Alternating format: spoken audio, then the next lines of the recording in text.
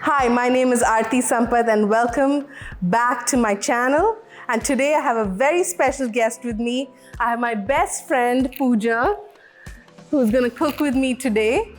Hi! To bring back our last day of school nostalgia, we are making Schezwan triple crispy rice and noodles. Is that name okay? I think it's a little bit short. It's a little shorter? We call it triple Schezwan Noodles. Okay, so triple Schezwan noodles. Triple meaning we have rice, we have noodles, and then crispy noodles on top. So 3 kind of starches in our dish. We're going to fry some of those noodles that we blanched earlier. So when you're blanching noodles, you want to make sure that it's not cooked all the way. So it's al dente. So you can see that it's got a little white tip right inside. The rest of the cooking will happen when we toss the noodles around. Aarti being a perfectionist. So I told Pooja to say all good things about me today. For a change. So I have some sunflower oil that I'm using. So about 1/2 inch of oil, and none of this oil goes to waste. Okay, we're going to use it in the noodles as well as when we make the sauce, the Schezwan sauce. All right, you can see that the oil is smoking slightly. So at this point, we're going to drop our noodles. All right. Here we go. Here we go. So I'm just going to spread it out so it fries equally. And this is going to be pretty quick. Yeah, just move it like that, yeah. So that's how you get the... Yes, that's how you get like this whole disc of crispy noodle. Pooja, flip it, please. Just be careful. Wow, good. When we fry anything, there's always that carryover cooking, right? It'll still get golden when we pull it out. So Right. it just has to be. You can feel that it's already gotten crunchy, right? Yes, yes. So our crispy noodles are out. Wow. We'll just allow it to drain. Okay, Pooja, we're not using store-bought Schezwan sauce, okay? We're making it ourselves. Okay, great. So I'm just using the oil that we use for the noodles. So once the oil gets hot, we don't want it to be scorching hot here because we're sauteing our vegetables first. I have some red onions and bulbs of the green onions. So there've been equal portion of that. So I'm adding that in first. So Szechuan sauce is like a derivative of the actual Sichuan Chinese sauce or that kind of cuisine. It has all those Indian flavors, but it has that, remnants of Chinese food. So that's what we call Indian Chinese. And we love this. Yes. If I had a choice between like Sichuanese food and Indian Chinese, No doubt. no doubt we're picking Indian Chinese. All right, can you drop the garlic? Yes. We'll just stir the garlic for a couple of minutes and then add our ginger. So Pooja, a trick to like sauteing, these aromatic vegetables like onions and garlic is like a good pinch of salt. And I'm using some desert salt here. So at this point, you can add the ginger, please. So Aarti, because so much oil goes into it, it's that much more important to use a good oil, right? Absolutely, you're absolutely right.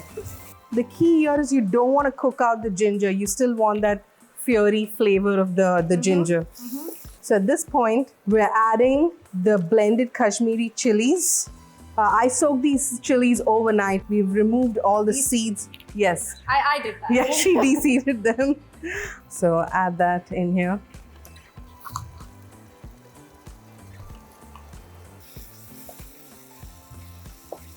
Once you've added our chilies, it does take a good 10 to 15 minutes. We'll just lower down the heat and we just want the chilies to completely cook out and it'll start releasing all that oil.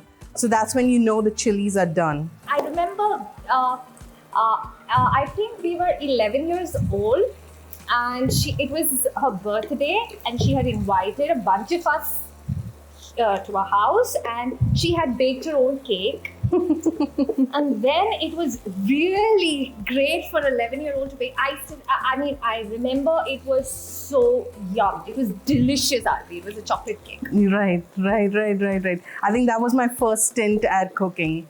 The first dish I ever made was definitely the chocolate cake. Yes. Yeah. She was 11. We were 11 then. Sauce is almost ready.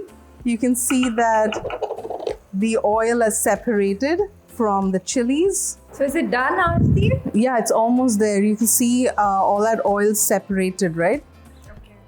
So I can't wait to get into the Well, we still have a long way to go. We have to season this. We're adding some white pepper powder. I like using white pepper because it's not as overpowering as black. And then some salt. Namak swad anusar. We can't forget a very, very key ingredient to good Indian Chinese food. Ketchup. So we have 2 sachets of ketchup that we're gonna add. Just adding a little more sweetness because I don't want to make it too ketchupy. So we're just gonna use some palm sugar.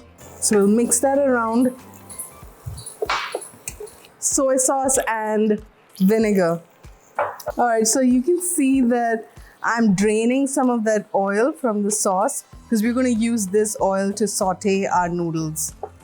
And then we'll save the sauce for later. So now we get into the main course, the noodles and the rice. Yes, time for our noodles. In the same pan, we're just adding a touch more oil and we bumped up the heat. So when you're making any stir fry, you want the heat to be really hot. High. Yeah, Okay. so the vegetables don't like wilt away. So we're adding our veggies to super high heat. I have some cabbage, carrots, and bell peppers. To this, I'm adding a little salt. All good Chinese food needs a pinch of MSG. So we're adding a little MSG right here. I added a touch of palm sugar. You can see that those veggies have wilted nicely and the temperature is still super hot. So at this point, we have to add a few of our Indian masalas. So coriander powder, yes, cumin powder, and a little bit of turmeric. So we've added that, our Indian seasonings, and then we go with our noodles. Pooja, come on, give it a good mix. I'll try. Then I'm adding the sauce we worked on. I'm adding our Schezwan sauce. And I also cooked rice that also is an integral part of this dish. I'm using some basmati rice. This rice was cooked last night, so I'm adding my rice here. Now to add freshness to our noodles, we're adding some green onions, absolutely mandatory, and then a squeeze of lime juice.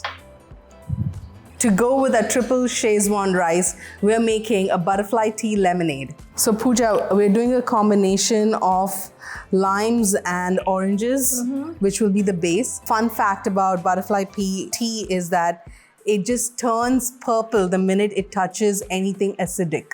Wow. That's why the lemonade. That's why this. Okay. Yes. So from blue, it's going to turn beautiful, gorgeous purple. Okay. Wow. Let's Let's see. So before we do that, I want to slice a few orange slices for garnish. These are santras or Indian oranges.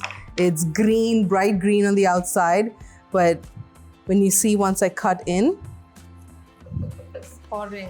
it's bright orange. So yeah, thin slices, right? Yes, just a couple for our garnish. So next is we're going to squeeze all the juice of the oranges, the lime. The oranges as well as the lime juice has been squeezed.